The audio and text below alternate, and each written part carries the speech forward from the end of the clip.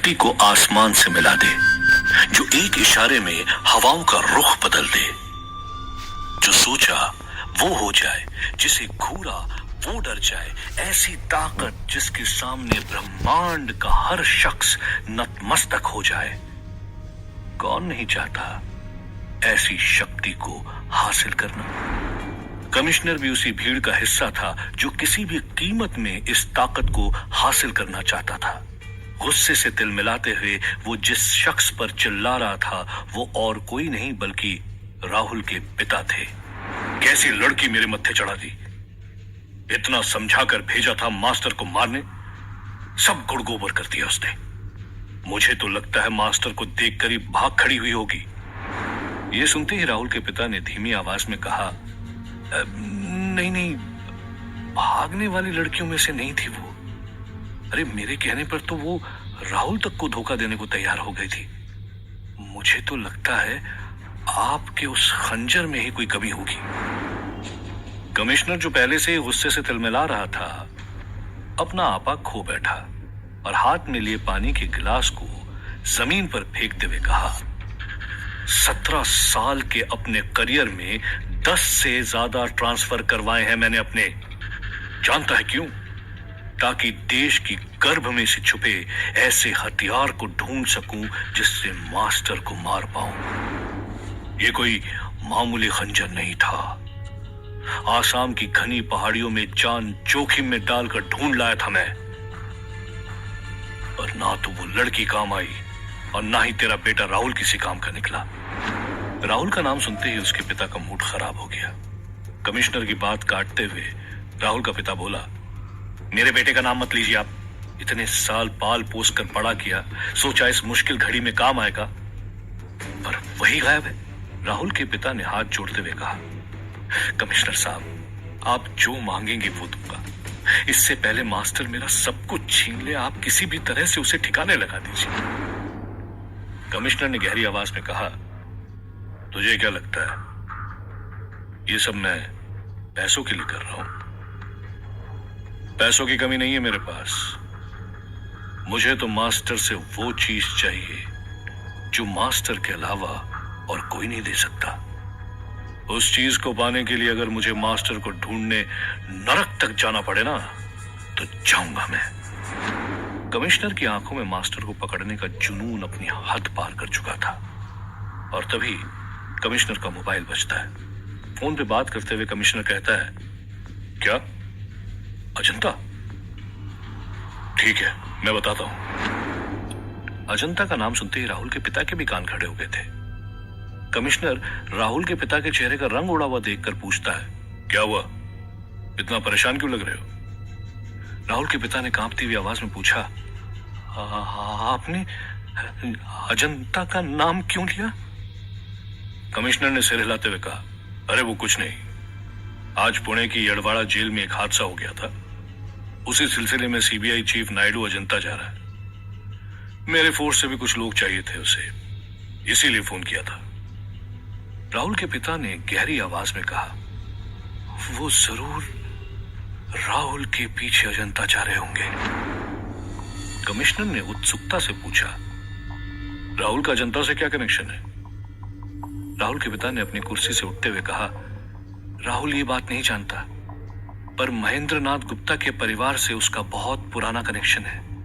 अगर आपको मास्टर तक पहुंचना है तो सीबीआई के पहुंचने से पहले आपको जनता जाना होगा। कमिश्नर और राहुल के पिता राहुल के अतीत की जो बात कर रहे थे, वो बातें थोड़ी ही दूर अपने कमरे से राहुल की मां सुन रही थी। ये बातें सुनकर उनकी आंखें नम हो चुकी थी। उनके चेहरे की उदासी साफ झलक रही थी। राहुल जिन सवालों के जवाब के लिए दर दर भटक रहा था, वो सारे राज उसकी मां जानती थी। इस बात से अनजान राहुल महिपाल और उन चूहों को लिए अजंता की तरफ निकल चुका था। काले घने बादलों के बीच बिजली की रफ्तार से उड़ते हुए राहुल ने एक अजीब सा सन्नाटा महसूस किया और हंसते हुए राहुल ने तंज कसा, महिपाल काका, कहीं सो तो नहीं गए? महिपाल ने सिर हिलाते हुए कहा, सोया नहीं, खोया था। आज उसी जगह पे वापस जा रहा हूं जहां की यादें मैं अपने दिल और दिमाग से हमेशा के लिए मिटा देना चाहता था। राहुल ने उत्सुकता से पूछा, अगर आपने वो खून नहीं किए तो फिर और कौन हो सकता है? किसी पर शक है आपको? महिपाल ने कहा, शक होता तो इतना वक्त जेल में नहीं बिताना पड़ता, पर हाँ, एक ही है जो अपने परिवार को मार सकता था, महेंद्र नाथ का 10 साल का पोता। राहुल ने अचंभे से पूछा, क्या 10 साल का लड़का अपने पूरे परिवार को कैसे मार सकता है? महिपाल ने मजबूती से कहा, वो कोई आम लड़का नहीं था, वो दोनों भाई औरों से अलग थे। बड़ा भाई एकदम होशियार, दिन भर किताबों में लगा रहता था, और छोटा भाई कभी अपने कमरे से बाहर तक नहीं निकलता था। सफाई के दौरान मुझे कई बार उसके कमरे से चमगादड़ों की आवाज आती थी, और एक दिन जब मैं सफाई करने उसके कमरे में गया तो वो मानो हवा में तैर सा रहा था। घर में किसी से ज्यादा बात नहीं करता था, बस मेरे आगे पीछे घूमता रहता था, वो भी किताबों के लिए। राहुल ने अचंभे से पूछा, किताब? कैसी किताब? महिपाल ने हंसते हुए कहा, मैं नकारा था इसीलिए नौकर था, पर मेरे दादा बहुत बड़े विद्वान थे। ये महेंद्रनाथ जिस घर में रहते थे वो पहले मेरा ही घर था, पर दादा के गुजर जाने के बाद हमने इन लोगों को वो घर बेच दिया, और तंगी के हालात में मैंने उसी घर में काम ले लिया। पर वो जानता था मेरे दादाजी शास्त्रों के महारथी थे, उनकी खुद की विशाल लाइब्रेरी थी, और उस लाइब्रेरी में एक ऐसी किताब थी जिसे मरने से पहले मेरे दादाजी ने कहीं गाड़ दिया था। वो लड़का हमेशा उसी किताब के बारे में पूछता था। राहुल अब तक इस किताब के रहस्य में इतना लीन हो चुका था कि वो खुद को रोक नहीं पाया, और उत्सुकता से महिपाल को पूछा, आखिर क्या था उस किताब में? महिपाल ने गहरी आवाज में कहा, नहीं जानता, बस दादाजी के मुंह से इतना सुनता था कि ये किताब अगर गलत हाथों में लग गई तो कयामत आ सकती है। दादाजी चाहते थे मुझे उस किताब के बारे में सिखाना, पर वो समझ गए थे कि ये सब बातें मेरे बस की बात नहीं थी।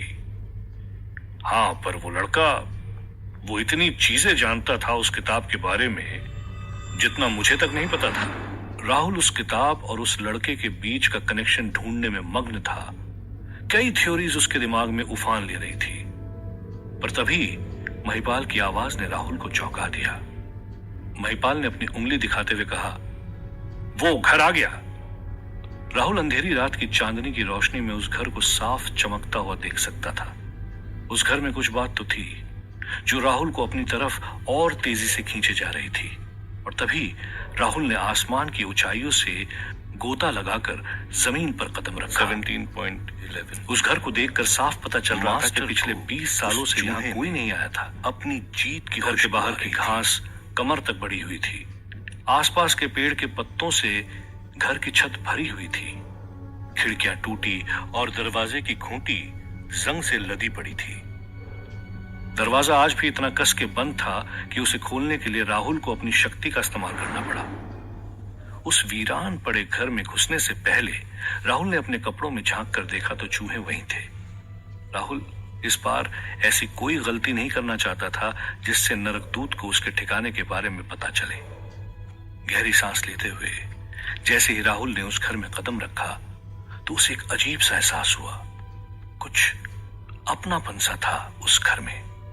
ऐसा एहसास राहुल को कभी अपने घर में नहीं मिला। राहुल ने उस घर के हर कोनों को अपनी आंखों से गौर से देखा। डाइनिंग टेबल पर पड़ी वो खाने की प्लेटें शायद उस परिवार का मरने से पहले आखिरी भोजन था। हॉल में टंगा झूमर आज भी चांदनी रात में चमक रहा था। और तभी महिपाल बिना कुछ कहे उस घर के आखिरी कमरे तक पहुंच गया। इस अजीब और गरीब एहसास के साथ जूझते हुए राहुल भी महिपाल के पीछे पीछे चल पड़ा। महिपाल ने उस कमरे के बाहर रुककर ही कहा, यही था उस लड़के का कमरा। राहुल ने अपने कदम उस कमरे की तरफ बढ़ाए जो मकड़ियों की जाली से भरा हुआ था, और अंदर आते ही उस कमरे से जोर की आवाज आई। राहुल चौंका और उसने देखा कि कई चमगादड़ उस कमरे की चाट से चिपके हुए थे जो राहुल की आहट से इधर उधर उड़ने लगे और फिर देखते ही देखते खिड़की तोड़कर बाहर उड़ गए। राहुल को महिपाल की वो चमगादड़ वाली बात पर यकीन हो गया था। राहुल मन ही मन सोच रहा था कि कहीं ये लड़का ही तो नरकदूत नहीं।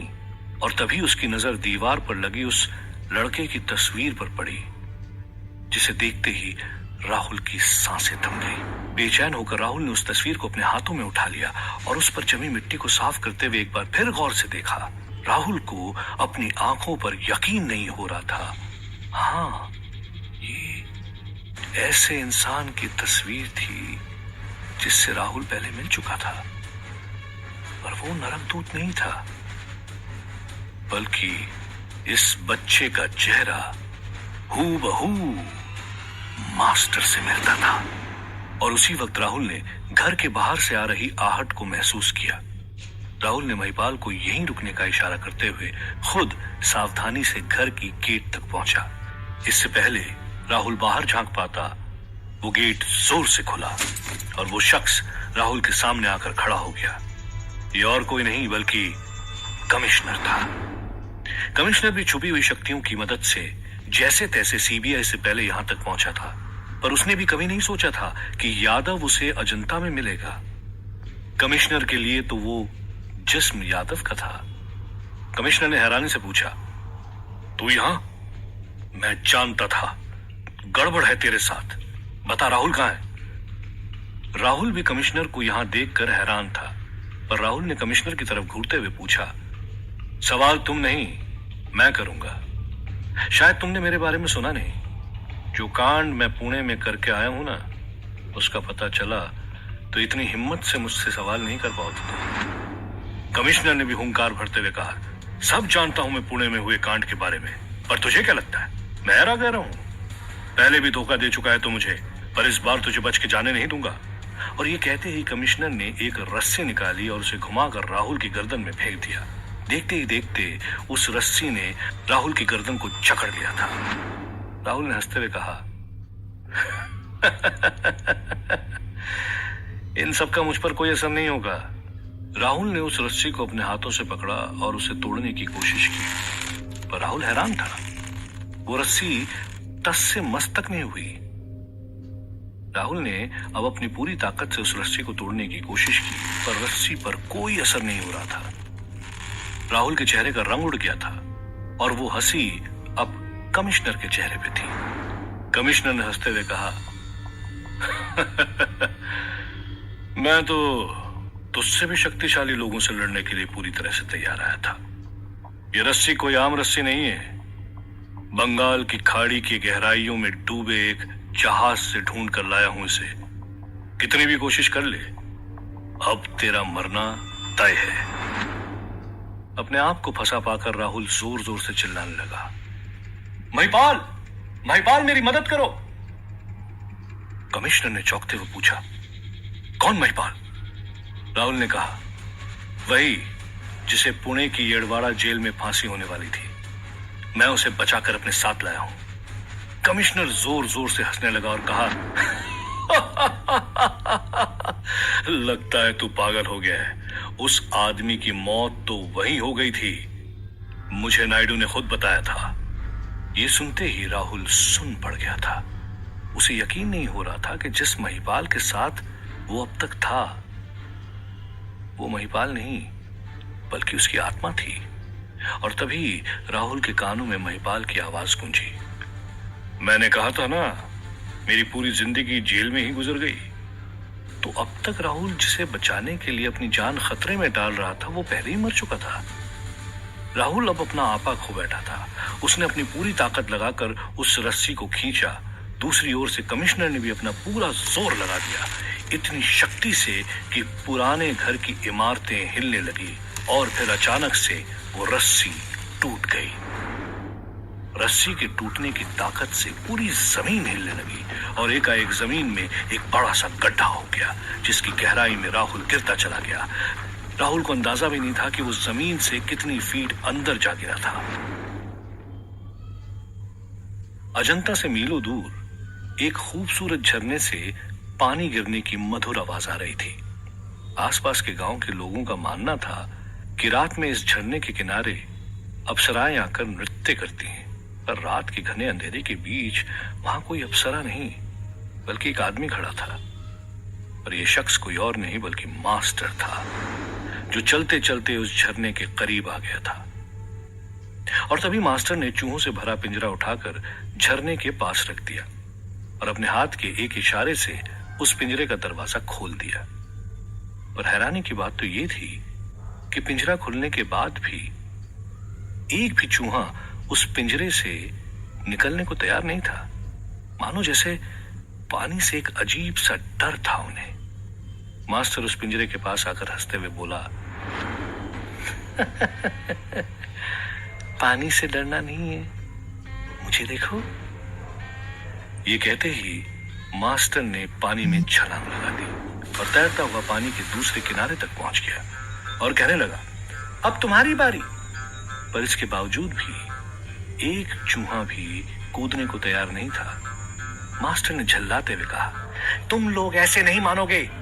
और तभी मास्टर के एक इशारे में वो पिंजरा जल उठा और एक एक करके सारे चूहों ने पानी में छलांग लगा दी। जैसे ही चूहे कूदकर दूसरी तरफ पहुंचे, वहां एक और पिंजरा आ गया जिसमें सारे चूहे एक एक करके घुस गए।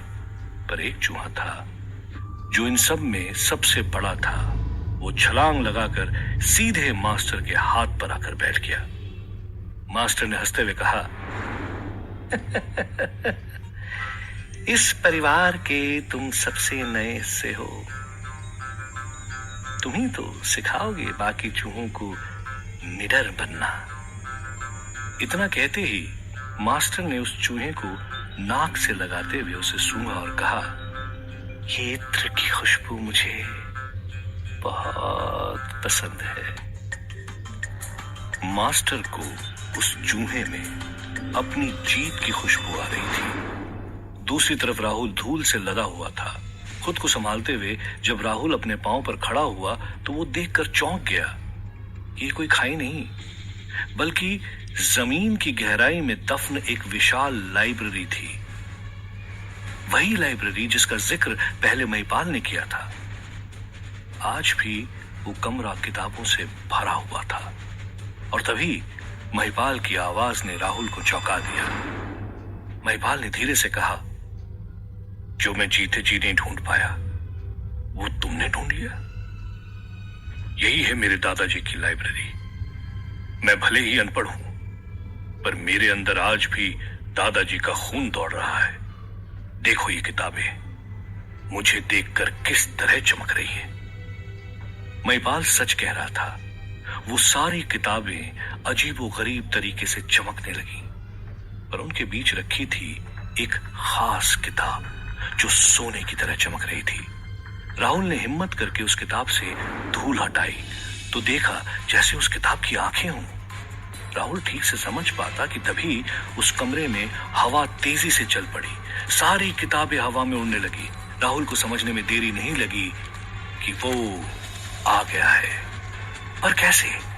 राहुल ने अपने कपड़ों में झांक कर देखा तो चूहे गायब थे। राहुल समझ गया था कि यहाँ गिरते समय वो चूहे भी मुझसे अलग हो गए।